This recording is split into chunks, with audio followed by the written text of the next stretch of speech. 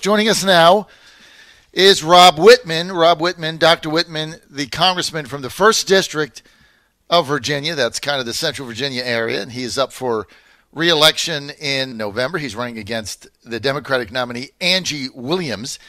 And Rob Wittman, also the chairman of the subcommittee on sea power readiness in America, and he's been involved in a lot of these conversations going on. He's got a lot of influence in D.C. these days, and it's good to have you, Congressman Dr. Wittman. Thanks for being with us.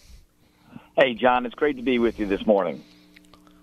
Okay, so let's go to the topic of the day, the topic of the week, the topic of 24 hours, 365, the topic of the Democrats, the topics of everybody in the legacy media, which is what is the deal at the borders with these 2,300 kids that got separated from their parents who illegally crossed the border trying to elude authorities and were unsuccessful in doing so, got apprehended, and because of the new Trump Department of Justice policy, zero tolerance, rather than just being released, they were actually processed for the crime they committed. And according to U.S. law, well, you can't take your children to jail with you for processing. So they were separated, just like is happening right now in, let's see, New Orleans, Chicago, Detroit, Miami, Minneapolis, St. Paul, Portland, Maine. Anywhere in America, somebody gets apprehended. Doesn't matter if they have due process. Doesn't matter what the deal is. They get apprehended. They have their children.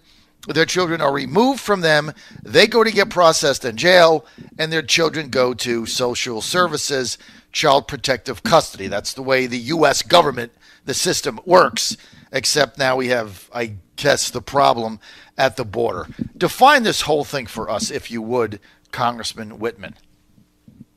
Sure, John. Well, this began actually with a court ruling in 1997, the Flores ruling, which says that you, first of all, have to you have to process these families, the adults and the children, within a 20-day time frame, and so there's a time element of what has to happen there. So within that, the Department of Homeland Security had to go ahead and separate the children and the adults because they had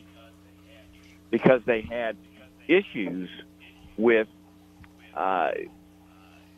the facilities and being able to keep them together. So they went ahead and separated them. There was a further element of that in 2006 when Congress passed a bill as to how these Department of Homeland Security facilities are going to be managed. And remember, you know, there's a responsibility for DHS as these adults and children come across the border to identify them, to identify, are these indeed the parents of these children? Are they not? Are they being brought over for other purposes? So all of those questions have to be answered.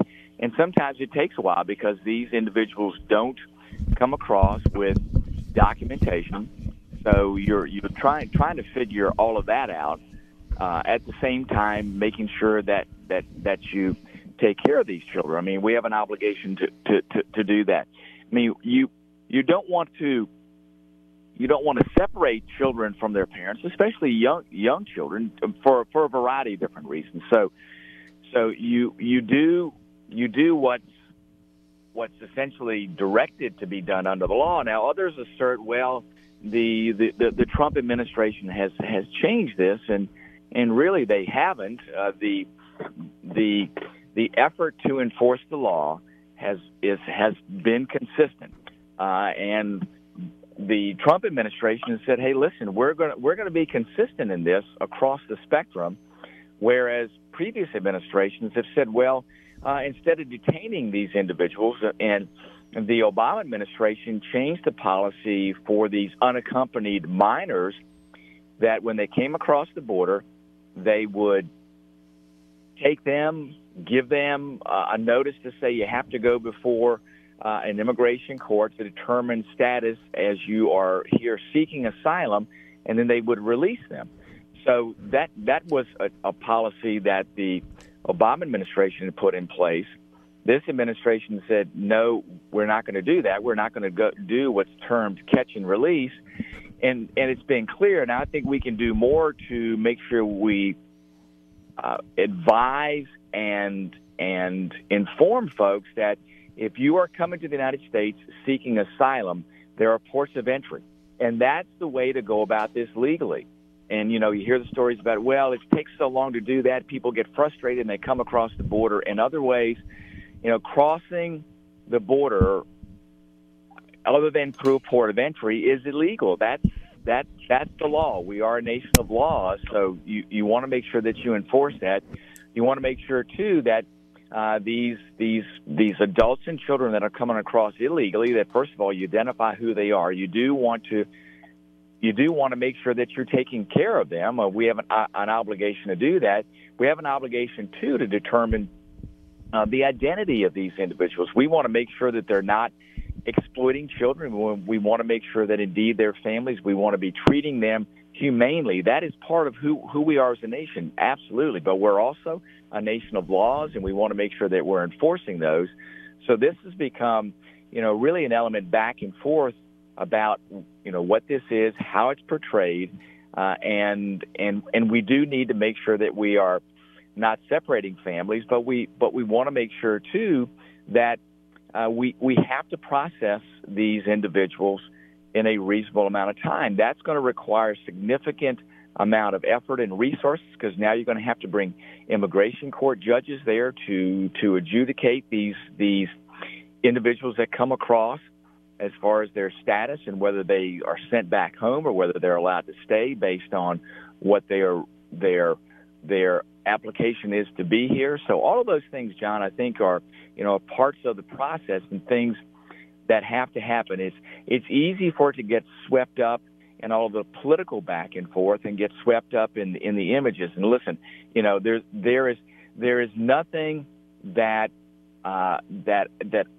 I want to see more than families that stay united. I don't want to see children, especially these young children that are taken away from their parents. There is a connection there that we must maintain. But I also want to make sure too that we're doing everything to make sure that we uphold the laws of this nation. That's who we are, a nation of laws, but also a nation of compassion.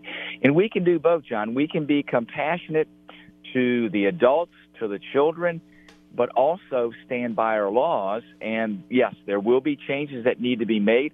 Congress, John, ultimately needs to change the laws so that we can accomplish both, so that we can be very direct and strict with border enforcement, but also be compassionate for families, take care of those families, and do the things that we know we need to do as a nation. All right, so the bottom line is, Congressman Wittman, and really I appreciate that explanation. That's very helpful. Thank you. So basically what you're saying is the same thing that I've said, is that if you come across the border illegally, the people that got apprehended and there's no more catch and release, or hadn't been, now there's confusion as to what the border security is doing. But when the zero tolerance policy came out, it was, okay, catch and release is not a deterrent. It does nothing. It actually is an incentive to come with your children because nothing is going to happen to you. Why wait in line? Don't even go to the port of entry because you're better off just coming here illegally. I mean, that was the message that was being sent. That's why apprehensions at the border were up 300%. 2018, same time, same quarter over 2017. So there was a problem. The president addressed it and said, okay, we're done with this. We're now going to prosecute these people for breaking a U.S. law. And the thing is, they came to the country with their children. They crossed the border illegally. They didn't want to get apprehended. Okay, they tried to, this is the thing that nobody's talking about. They tried to elude authorities. That's why they came illegally, so they could elude the authorities and not get caught. Now, some of them, about 25% of those who cross illegally get caught. The other 75% gone. Can't do anything about it. 25% get caught. My question is, if they wanted to, and then when they get apprehended, they say, I want asylum. Well, they could have done that. If that was their objective, they could have done that at the port of entry. They didn't even want to wait in line for that for a day. So they just crossed illegally.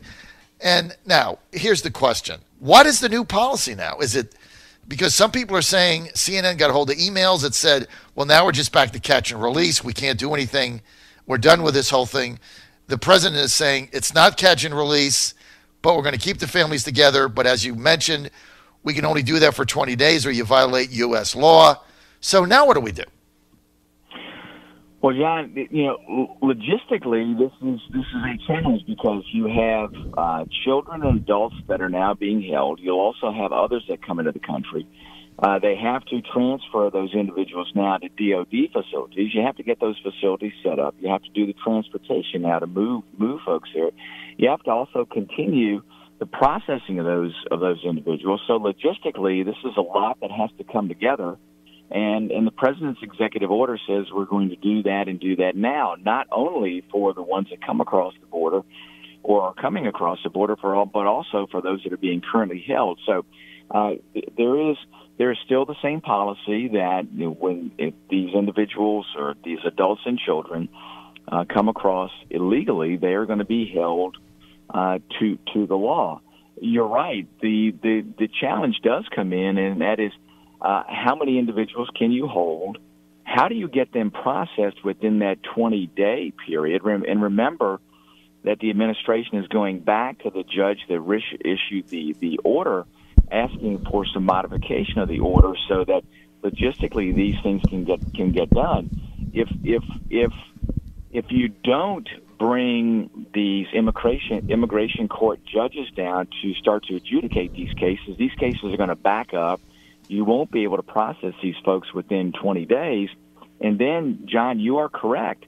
The ruling is pretty direct. 20 days is the period in which you have to process them. If you don't process them, then you have to release them. So the administration, I think, is trying to marshal the resources to bring folks in order to do that. They're going to have to bring immigration court judges, I believe, in from other areas of the country down to these DOD facilities to process these individuals, because if not, you're right, then they'll, under the law, have to be released. Now, that's why I think that the president's legal staff is going to go back, or the Department of Justice will go back to the court saying, in this situation with the number of people that we're dealing with, are there some special considerations that can be given to reasonably allow us time to process these individuals? And obviously, you put them into a facility that takes care of their needs. There's the consideration about making sure that they get timely adjudication of their cases. So all those are elements, the moving parts of this, John, that they're going to have to deal with. So we're with Congressman Rob Wittman. He is the chairman of the Subcommittee on Sea Power Readiness in the House of Representatives in the U.S. Congress. He's from the 1st District of Virginia. He's a Republican. Dr. Wittman, you voted in favor of the Goodlatte bill yesterday, and in the press release you put out, it was a pretty straightforward defense of this bill. That went down. Couldn't get even enough Republicans to vote for it. 0 Democrats, and it would have been dead on the vine in the Senate. Anyway, now we have this compromise bill. That can't go anywhere either. Paul Ryan just put that off till next week because Scalise couldn't whip the 218 they need. So there is no bill. You don't have anything. That's correct, John. And Bob Goodlatte has worked very hard on his bill, and I think it's got the right pieces of what needs to happen to address the 4 elements we talk about: border security, ending chain migration, ending visa lottery, and making sure that we address in a thoughtful way the DACA recipients. I think all of those things are part of it.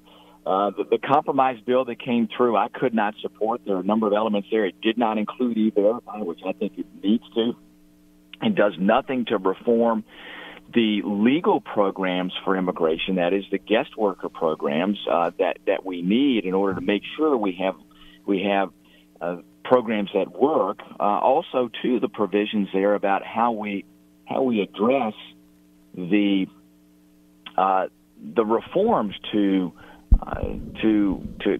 chain migration. How do you consider the connections with families there? How do you do that in a way that, in the long term, corrects the imbalance in the system now are all things that were lacking in that bill. And I want to make sure, John, we have a piece of legislation that addresses this in the long term. And we've seen in the past where there have been bills that have come forward and said, well, we'll do a little bit now and then we'll do the rest later. And this compromise bill came in under the understanding that, well, we'll do these pieces now, but we'll do E-Verify later in another bill, and we'll do guest worker reforms in another bill. And what I have found in this town is that if it is not contained in the bill that's before you to vote on, and you are contemplating voting on that bill with the promise that something's going to happen later in order to make the bill you're voting on better, it doesn't happen.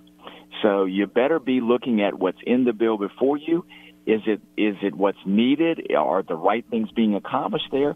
And if they are, then you say, hey, this is moving in the right direction. But if not, you have to say, no, this is not it. Let's put in the bill what's necessary to be there. And I believe that's the current situation with the quote-unquote compromise bill.